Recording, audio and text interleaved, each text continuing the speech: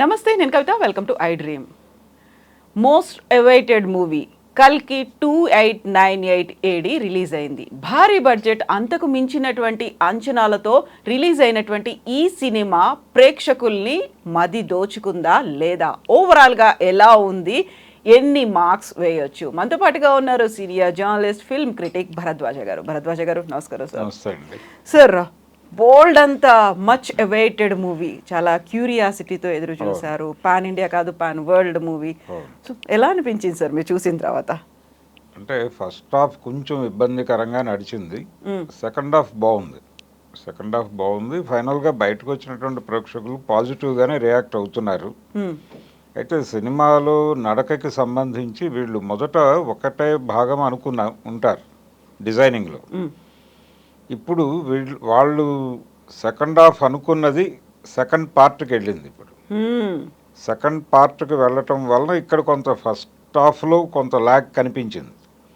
డల్గా మొదలవుతుంది సినిమా, డల్గా మొదలై నెమ్మదిగా స్పీడ్ అవుతుంది, ఎమోషన్స్ ఇవన్నీ. అలాగే ఇందులో ప్రధానంగా కనిపించే లోపం ఏంటంటే జనాలు కనెక్ట్ అయ్యేటువంటి ఒక బాధ, ఒక పెయిన్ నడవాలి, ఒక ఎమోషన్ నడవాలి. అలా ఎమోషన్ నడిపించేటువంటి సన్నివేశాల కొరత ఉంది సినిమాలో.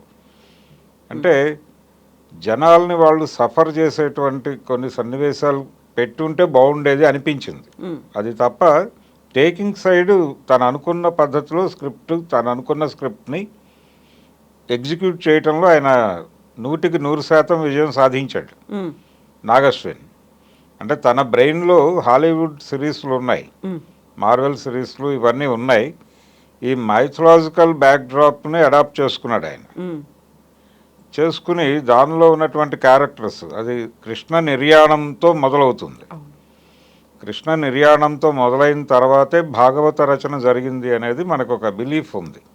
వేదవ్యాసుడు అంటే కృష్ణుడు వెళ్ళిపోతున్న టైంలో కృష్ణుడిలోనే ఒక వెలితి, ఏదో ఇన్కంప్లీట్గా వెళ్ళిపోతున్నాను నేను అనే ఫీలింగ్ ఉందని, ఆ ఫీలింగ్ వ్యాసుడిలో కూడా కలిగి ఆ గ్యాప్ ఫిల్ చేయడానికి ఆయన భాగవత రచన ప్రారంభించాడని ఒక వాదన ఉంది. ఇదే ధోరణిలో ఈ సినిమా మొదలయ్యి ఆయన అంటే కలియుగం ప్రవేశించబోతోంది, కలిపురుషుడు ప్రవేశించబోతున్నాడు, ఇంక చాలా అరాచకాలు జరుగుతాయి, నేను మళ్ళీ కలికిగా వస్తాను, వచ్చినప్పుడు నా బాధ్యత నీదే అని చెప్పి అశ్వత్థామకి ఒక ప్రామిస్ చేసి వెళ్ళిపోతాడు. వెళ్ళిపోయిన తర్వాత ఈ సినిమాలో ప్రధానమైనటువంటి పాత్రలు అమితాబ్ అలాగే ప్రభాస్. ఈ రెండు పాత్రల రెఫరెన్స్ భారతం నుంచే తీసుకున్నాడు. ఈయన అశ్వత్థామ అనేది ఎస్టాబ్లిష్డ్, ప్రభాస్ క్యారెక్టర్ ఏమిటి అనేది ఇందులో రివీల్ చేశారు ఈ సినిమాలో. అది కర్ణుడు. అయితే వీళ్ళిద్దరూ కూడా కౌరవుల పక్షాన పోరాటం చేస్తారు. కౌరవుల పక్షాన పాండవుల మీద యుద్ధం చేస్తారు. పాండవులది ధర్మము, కౌరవులది అధర్మము అనేది ఒక ఎస్టాబ్లిష్మెంట్ ఉంది మన దగ్గర. అయినప్పటికీ వీళ్ళు ధర్మం కోసమే కౌరవ పక్షంలో ఉన్నారు అనే ఎస్టాబ్లిష్మెంట్ కూడా ఉంది మనకి. అంటే భీష్ముడు వీళ్ళందరూ ఆ పద్ధతిలో ఆ క్యారెక్టర్లను నడిపే ప్రయత్నం చేశారు, ఈ రెండు క్యారెక్టర్లని. రెండోది, కర్ణుడిలో ఉండేటువంటి ఒక తరహా ఆగ్రహం ఉంటుంది, ఎస్టాబ్లిష్మెంట్ మీద ఉండేటువంటి ఆగ్రహం కర్ణుడి క్యారెక్టర్లో చాలా చోట్ల కనిపిస్తుంది, ఫ్రస్ట్రేషన్ అనేది ఉంటుంది. దాన్ని కొంత ఈ ప్రభాస్ క్యారెక్టర్లోకి తీసుకొచ్చే ప్రయత్నం చేశాడు. అలాగే ఇతను కర్ణుడు అనే విషయాన్ని చెప్తాడు, సినిమా చివరిలో చెప్తాడు. కానీ ముందు నుంచి ఆ క్యారెక్టర్లో అది నడిపాడు, ఆ డ్రైవ్ ఉంటుంది, అది ఒకటి బాగుంది. రెండోది, కొంచెం డల్గా అనిపించాడు ప్రభాస్ ప్రారంభంలో, కానీ నెమ్మదిగా ఆ క్యారెక్టర్ని పెంచుకుంటూ వెళ్ళారు. కానీ ఈ సినిమా పార్ట్ 1 వరకు మాత్రం హీరో అంటే స్క్రీన్ స్పేస్ దగ్గర నుంచి మొదలు పెడితే అమితాబ్ సినిమా ఇది. అమితాబ్దే మేజర్ షేర్ సినిమాలో, ప్రభాస్ తర్వాతే. మేబీ పార్ట్ 2లో ప్రభాస్ కంప్లీట్ ఎలివేషన్ కనిపిస్తుంది, పూర్తి స్థాయిలో రావచ్చు. అంటే ఈ సినిమాలో కన్ఫ్యూజను, అలాగే మనకు హాలీవుడ్ సినిమాల్లో హీరో క్యారెక్టర్ డిజైనింగ్లో ఒక ధోరణి, అంటే అతను గ్యాంబ్లర్ గాను ఇలా నడుస్తూ ఉంటుంది, లైఫ్ను చాలా ఈజీగా తీసుకుని ముందుకెళ్లే క్యారెక్టరు. ఇందులో ఇంటి అద్దె కూడా కట్టడానికి ఇబ్బంది పడే తరహాలో క్యారెక్టర్ మొదలవుతుంది. ఈ సఫరింగ్లోంచి ఆ ఇంటి ఓనర్ బ్రహ్మానందం అలా మొదలైన క్యారెక్టర్ని ఈ లెవెల్కి తీసుకెళ్తాడు. రెండోది, ఇది 3 ప్రపంచాల మధ్య జరిగేటువంటి కథ అనేది చెప్పాడు ఆయన డైరెక్టర్ గారు.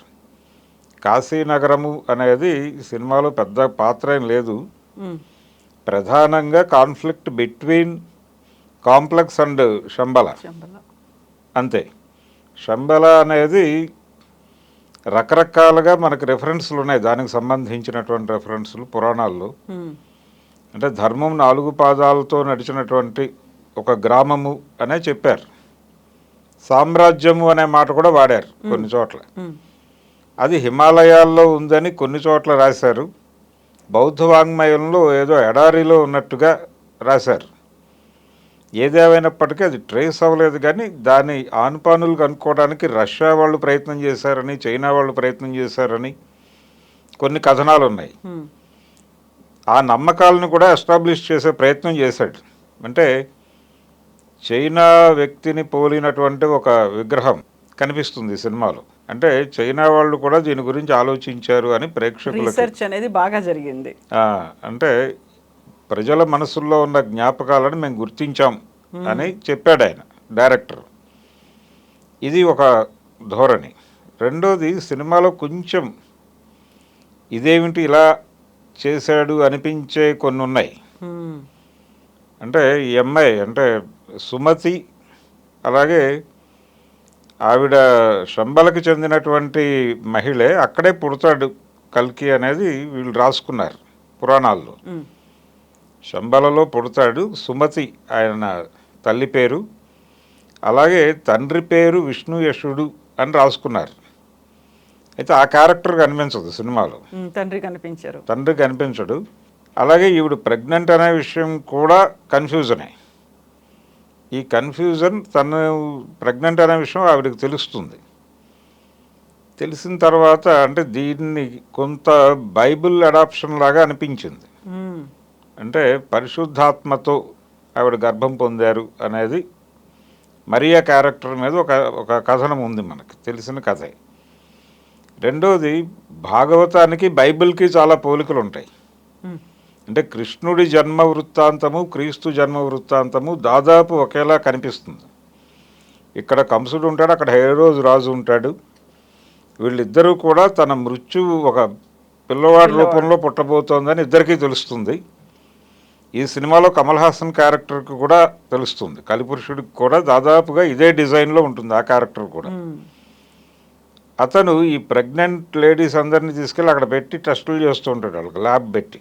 తనకి ఎవరి ద్వారా మరణం సంభవించే అవకాశం ఉంది అనేది తెలుసుకోవడం కోసం ఆ ప్రయత్నం చేస్తూ ఉంటాడు ఆయన. అక్కడి నుంచి అమ్మాయి మిస్ అవుతుంది. ఈ మిస్ అయిన అమ్మాయిని తిరిగి పట్టుకొచ్చే కాంట్రాక్ట్ ఒప్పుకుంటాడు ఇతను, ప్రభాస్. అట్లా ఇది పాజిటివా నెగిటివా ఈ క్యారెక్టర్ అనే కన్ఫ్యూజన్ మధ్యలో అశ్వత్థామ గుర్తిస్తాడు ఇతన్ని. ఇతను కర్ణుడు అనే విషయాన్ని ఆయన గుర్తిస్తాడు. ఆ గుర్తించడం దగ్గర సినిమా ఆగుతుంది ఫస్ట్ పార్ట్. అక్కడి నుంచి మిగిలిన కథ పార్ట్ 2లో చూడండి అంటాడు. ఈ ప్రయాణంలో శంబలలో ఒక మహిళా నాయకురాలు ఉంటుంది. అంటే అప్పట్లో మాతృస్వామ్యం ఉంది అన్న టోన్లో నడుపుతాడు ఆ క్యారెక్టర్ని. శోభన చేశారు. ఆ క్యారెక్టర్ పేరు మరియా అన్నాడు ఈయన. అదొక చిన్న కన్ఫ్యూజన్. ఏ మరియా అని, అంటే హిందూ మైథాలజీలో ఆ పేరు ఉందా అనేది ఒక డౌట్. రెండోది, ఇస్లాంలో ఉంది, మరియం అనే క్యారెక్టర్ ఉంది. అలాగే క్రైస్తవంలో మరియా ఉంది. ఈ మరియా ఎవరు అనేటువంటి ఒక కన్ఫ్యూజన్ ఆడియన్స్లో మొదలైంది. అది డిస్కసివ్ పాయింట్గా మారి మాట్లాడుతున్నారు బయట. ఏది ఏమైనప్పటికీ భారతదేశంలో ప్రచారంలో ఉన్న మైథాలజీతో పాటు ప్రపంచంలో ప్రచారంలో ఉన్న మైథాలజీని కూడా ఈయన లింక్ చేసేటువంటి ప్రయత్నం చేశాడు. అంటే ఇది వరల్డ్ ఆడియన్స్ని టార్గెట్ చేస్తూ తీస్తున్నాం సినిమా అనేది అతనికి అర్థమైంది. అంటే అతని ప్లానింగ్లోనే ఉంది అది. అందుకని ఈ బైబిల్కి భాగవతానికి ఉన్నటువంటి పోలికలను కూడా వాడుకునే ప్రయత్నం చేశాడు. అది ఇంటెన్షనల్గానే చేశాడు డైరెక్టర్ అనేది మనకు అర్థమవుతుంది. పర్టికులర్గా ఆవిడ క్యారెక్టర్, దీపిక క్యారెక్టర్ ముందే అంటే టీజర్ టైంలోనే అమితాబ్ డైలాగ్ ఉంటుంది, అవును. నువ్వు జన్మనివ్వబోతోంది మామూలు శిశువు కాదు అని చెప్తాడు ఆయన. చెప్పినప్పుడు ప్రభాస్ కాదు అనే విషయం అర్థమవుతుంది, ఎస్టాబ్లిష్ అయింది అక్కడ. ఎస్టాబ్లిష్ అయింది. సో ఇప్పుడు కల్కికి జన్మనివ్వాలి ఆవిడ. కల్కి ఎవరు అనేది ఒక ప్రశ్న. పార్ట్ 2లో కల్కిని ఆయన చూపించబోతున్నాడు, ఇంట్రడ్యూస్ చేయబోతున్నాడు. కల్కి ఎవరు అంటే కృష్ణుడే అనుకుంటే కృష్ణుడిని ఇక్కడెక్కడ చూపించడు ఈ సినిమాలో. అంటే కృష్ణుడి క్యారెక్టర్ ఉంటుంది కానీ ఎవరు చేస్తున్నారు ఆ పాత్ర అనేది చూపించడు. రెండోది ఆయన తీసుకున్న గెటప్ కూడా మనకి పౌరాణిక సినిమాల్లో ఎన్ రామారావు గారు వీళ్ళు ధరించినటువంటి కృష్ణుడి గెటప్ కాదు అది. అంత గంభీరంగా అలా లేకుండా, అసలు అలా లేకుండా ఒక పింఛం ఒకటి ఉంటుంది. అంటే డిస్కవరీ ఆఫ్ ఇండియా అని శ్యామ్ బెనగల్ గారు దూరదర్శన్లో సీరియల్గా తీశాడు. దాంట్లో ఆయన వాడిన గెటప్ను తీసుకున్నారు. కారణం ఏంటంటే వరల్డ్ ఆడియన్స్ని అడ్రస్ చేయబోతున్నాము అనేది వీళ్ళ ఉద్దేశం. అందుకని ఆల్రెడీ ఈ హరే కృష్ణ ఇది ఉంది, మూమెంట్ ఉంది, ఇస్కాన్ మూమెంట్ ఉంది అన్ని చోట్ల. సో వాళ్ళు ఒక ఇమేజ్ని జనాల్లోకి పంప్ చేసి ఉన్నారు, కృష్ణుడు అనగానే ఇలా ఉంటాడు అని. దానికి దగ్గరగా ఉండేలాగా చూసుకున్నారు. అది ఇలా ప్రతి చోట మార్కెట్ సినిమా ఎక్కడికి ఎడుతోంది, ఏ ఆడియన్స్ చూడబోతున్నారు, ఈ లెక్కలన్నీ కూడా వాళ్ళు స్క్రిప్ట్ దశలోనే చేసుకుని సినిమా తీసినట్టుగా అనిపించింది. అయితే ఫస్ట్ హాఫ్ కొంచెం ఇబ్బంది పెట్టినప్పటికీ సెకండ్ హాఫ్ బాగుంది. అంటే జనాలు కొంచెం ఎమోషనల్గా నడిచింది. కానీ శంబల ప్రజల్ని కాంప్లెక్స్ ఏ తరహా ఇబ్బందులకి గురి చేసింది అనేది ఇంకొంచెం ఎస్టాబ్లిష్ చేసుంటే బాగుండేది, ఎమోషనల్గా వెళ్ళుంటే బాగుండేది. ఆయన అక్కర్లేదు అనుకున్నాడు డైరెక్టర్. అంటే తెలుగు ఆడియన్స్ పాయింట్ ఆఫ్ వ్యూలో నేను చెప్తున్నాను. ఆయన హాలీవుడ్ తరహాలో వెళ్ళాలి సినిమా అనుకున్నాడు. అనుకుని అలాంటి సన్నివేశాలకి అవకాశం లేకుండానే నడిపాడు. కానీ చాలా కష్టపడ్డాడు. అతని కష్టం కనిపించింది, నాగశ్విన్ పడ్డ కష్టం అన్ని విధాలుగానూ కనిపించింది తెర మీద. స్క్రిప్ట్ స్టేజ్ నుంచి అతను ఎలా డిజైన్ చేసుకున్నాడు అనేది తెర మీద కనిపించింది. అలాగే ఖర్చు కూడా కనిపించింది. 600 కోట్లు పెట్టి తీశారు, ఆ రిచ్నెస్ కనిపించింది తెర మీద. అమితాబ్ క్యారెక్టర్, అలాగే వాళ్ళు చాలామంది అంటే వాళ్ళ బ్యానర్లో నటించినటువంటి చాలామంది సినిమాలో కనిపించారు. దుల్కర్ సల్మాన్ కనిపించాడు, మృణాల్ కనిపించింది, తర్వాత మాళవికా నాయర్, వీళ్ళందరూ ఒక్కొక్క సన్నివేశంలో అలా మెరిసి వెళ్ళిపోయారు. అందరూ ఉన్నారు. ఇలా మొత్తం మీద తెలుగు ప్రేక్షకులకి ఒక అనుభూతి అయితే కలిగించాడు. కొన్ని సర్ప్రైజింగ్ ఎలిమెంట్స్ కూడా ఉన్నాయి. కొంతమంది డైరెక్టర్లు కూడా కనిపించారు సినిమాలో. వర్మ గారు కనిపించాడు, రాజమౌళి గారు కనిపించాడు. సినిమాని జనరంజకంగా నడపటం కోసం చాలా కష్టపడ్డాడు ఆయన. ఆడియన్స్ కూడా ఇది కొంచెం ఏదో వేరే లోకంలోకి వెళ్ళొచ్చిన అనుభూతి అయితే కలిగింది. అంటే థియేట్రికల్ ఎక్స్పీరియన్స్ కలిగించాలి అనేది వీళ్ళ మోటో. ఇలాంటి కథలు ఎంపిక చేసుకోవడానికి కారణం అది. జనాలు థియేటర్లకు రావడం లేదు, వాళ్ళని రప్పించాలంటే సినిమాలో ఏదో ఉండాలి. ఆ ఎలిమెంట్ ఏంటి అది ఇప్పుడు సెర్చ్. ఇప్పుడు కన్నప్ప కూడా అందుకో వాళ్ళు అటెంప్ట్ చేస్తోంది.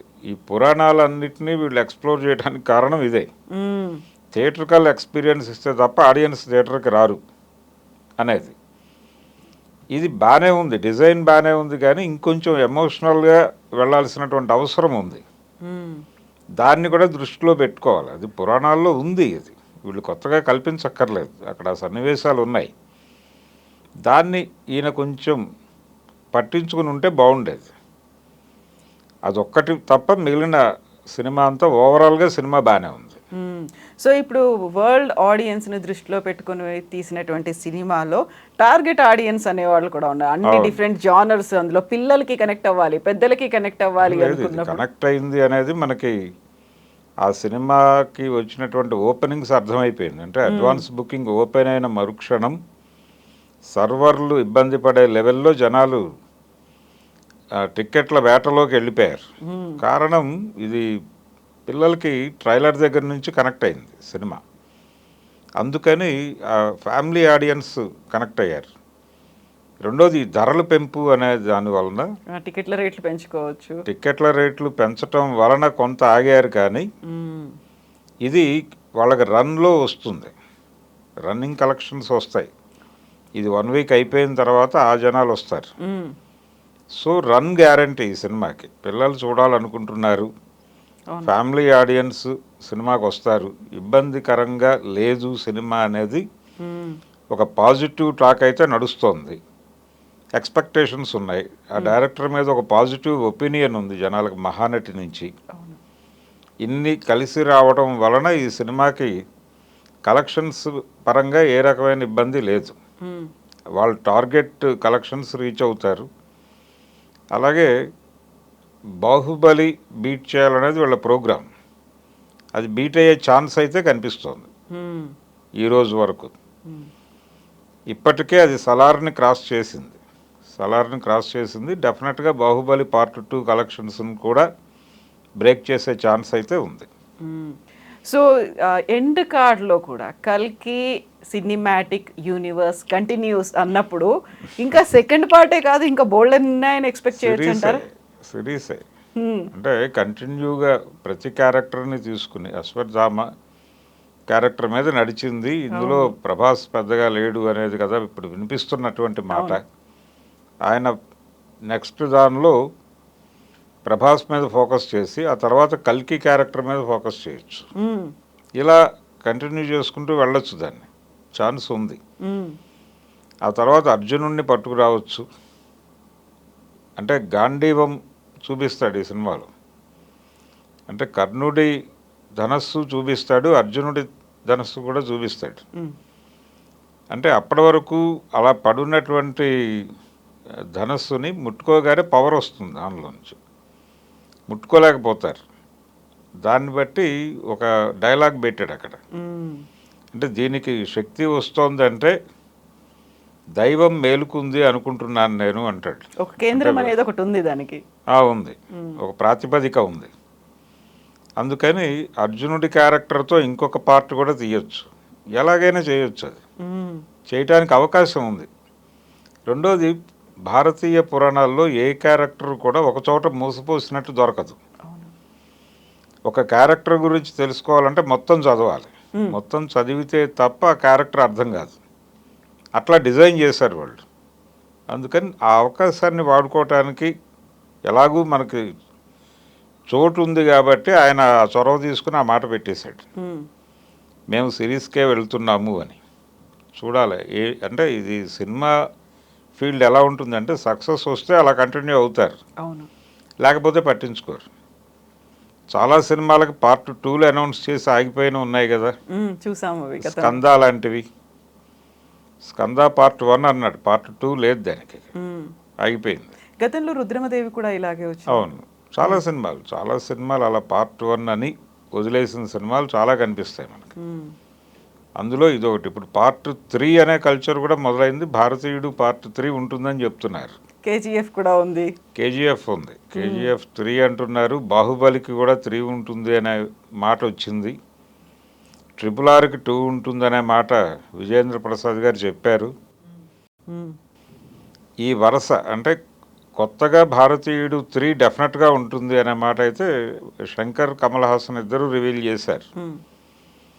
ఈ ప్రకారం ఇది కూడా సిరీస్ కంటిన్యూ చేయవచ్చు. మధ్యలో చిన్న సినిమాలు కూడా చేస్తాడు అనుకుంటున్నాను ఆయన, నాగేశ్వరన్. చేస్తూ ఈ సిరీస్ కూడా కొనసాగిస్తాడు ఆ బ్యానర్లో. ఎందుకంటే రీసెర్చ్ అనేది చాలా ఎక్కువ చేస్తున్నారు కాబట్టి దానికి టైం పడుతుంది ఇంకా ఆ టైం గ్యాప్లో.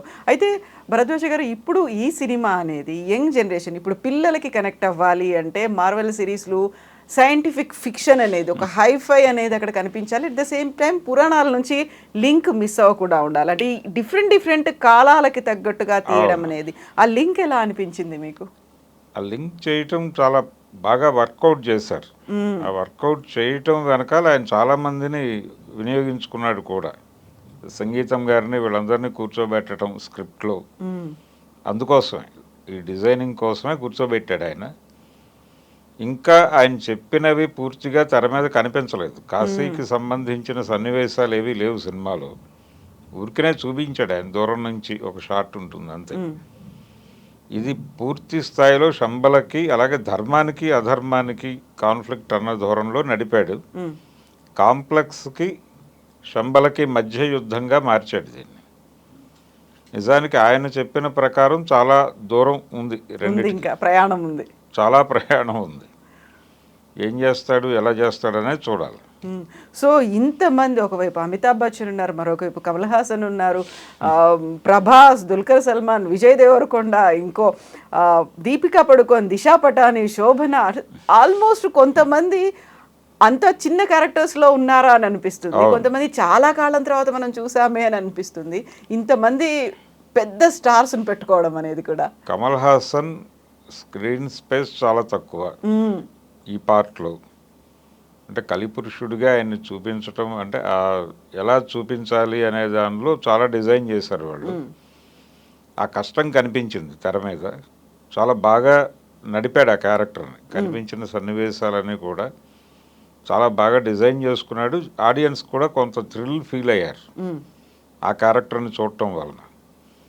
అయితే స్క్రీన్ స్పేస్ తక్కువే. మేబీ ఇది ఏదైతే ఆయన ఇందులో కొంత వీళ్ళకి తగ్గింది అనిపించిందో వీళ్ళందరినీ అక్కడ సాటిస్ఫై చేస్తాడు అనుకుంటున్నాను నేను పార్ట్ 2లో. ఎలాగూ ఆయన నెక్స్ట్ పార్ట్ 2లో ఆయన ప్రధానమైనటువంటి విలన్గా ముందుకు వస్తాడు. రెండోది, ఈ సినిమాలో డైలాగ్ ఉంది, అంటే శంబల వ్యవహారం నేను చూస్తాను అని అంటాడు ఆయన, సర్వసైన్యాధ్యక్షుడు. అంటే అక్కర్లేదు నేనే పెడతానంటాడు. అంటే పార్ట్ 2లో చాలా కీలక పాత్రగా ఉండబోతోంది కమల్ హాసన్ది అనేది చెప్తాడు. దాని తర్వాత ఆ క్యారెక్టర్ ఎలా కొనసాగుతుంది అనేది చూడాలి. అక్కడ వరకు ఆపుతారా, ఆ తర్వాత ఇంకే క్యారెక్టర్లోకి ప్రవేశపెడతారా. కంసుడి పోలికల్లో ఉంది ఆ క్యారెక్టర్. కంసుడి పోలికల్లో కలిపురుషుడు అన్న పద్ధతిలో చేశాడు. చూడాలి ఇతను. అంటే పౌరాణిక రెఫరెన్సులు చాలా తీసుకున్నారు ఈ సినిమాలో ప్రతి పాత్రకి. అలాగే ఈ సుమతి పేరు డిరైవ్ చేయటం కూడా చాలా విచిత్రంగా పెట్టాడు ఆయన. రాసుంది ఈ పేరు అనేది చెబుతూనే ఈ పేరు ఎలా వచ్చింది అనే దానికి కూడా ఒక రూట్స్ ఏవో ఇచ్చే ప్రయత్నం చేశాడు దీపికా క్యారెక్టర్కి. ఈ విష్ణుయేషుడు అనేటువంటి క్యారెక్టర్ ఏమైంది అనే ప్రశ్న మాత్రం కొంతమంది మాట్లాడుతున్నారు. ఆ సస్పెన్స్ అనేది ఎలా ఉంది అనేది చూడాలి. మనకి మహాభారతంలో ఉంది కదా, పంచభూతాల నుంచి పిల్లలు రావడం ఇలాంటివన్నీ కూడా ఉన్నాయి కాబట్టి అలా ఏదై ఉంటుందో తెలియదు ఇంకా. సో ఓవరాల్గా మీరు మార్క్స్ అండ్ పాయింట్స్ అని చూసుకుంటే 5కి ఎన్ని వేస్తున్నారు? 3 ఇవ్వచ్చు అండి ఈ సినిమాకి. ఓకే. లాంగ్ రన్ లో మాత్రం కలెక్షన్స్ మాత్రం విపరీతంగా కలెక్షన్స్ వస్తాయి. కలెక్షన్స్ డెఫినెట్ గా బాగుంది, పాజిటివ్ గా ఉంది సినిమా. డెఫినెట్ గా మంచి వసూలు రాబడుతుంది.